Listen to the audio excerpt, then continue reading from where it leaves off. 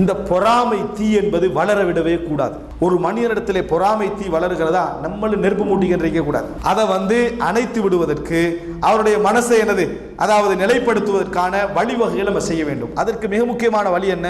அவன் எதை வச்சு பொறாமப்படுறானோ அதை அவனோட கண் முன்னாலேயே அவன் பொறாமையில சாகட்டும் நடந்து கொள்ளக்கூடாது.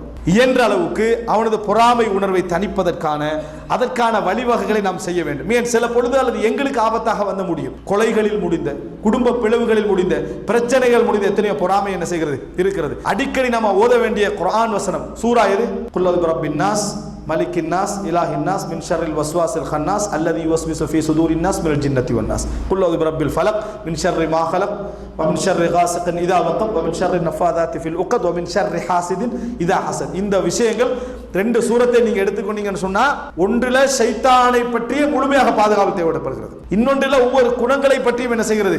பாதுகாப்பு தேவைப்படுகிறது.